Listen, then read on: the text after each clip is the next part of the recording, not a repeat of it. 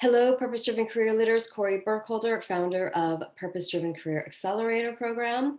And I wanted to hop on here today and talk about the 5 biggest fears that are holding you back in a job that you don't like.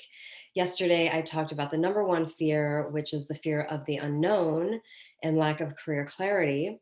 And today I'm going to talk about the second fear, which is having to start all over again. And I totally get it. But right now, if you don't have the career clarity, we don't actually know that. And that is just a story that you might be creating in your mind, and a belief that you might have taken on. So if you don't have career clarity, it's really going to be hard to know if you need to start all over again. So I've seen a lot of young professionals like yourself who are going to the job boards and they're doing searches and they've got about 10 different tabs open and they're looking at the experience and the skills required and things.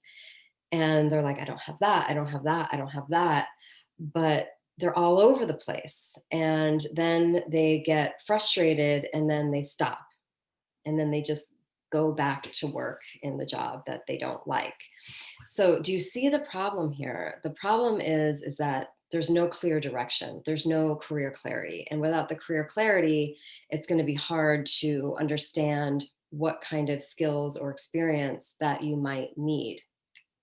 So again, clarity first, and then the plan second. So how do you get career clarity, right? That's a really good question. So, you need to really take a deep dive into your life and your career preferences. You want to get clear on what really lights you up in the world. What is the impact that you want to be making? Look down the road, 1 year, 5 years, 10 years down the road, and how do you see yourself living and working? What kind of impact do you want to be making through your work?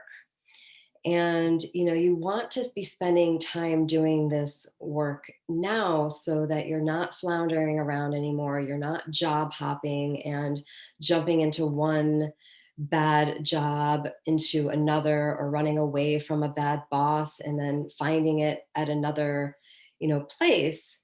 It's just going to follow you around. So you really need to spend some time digging into your own life and career preferences and start building on top of that.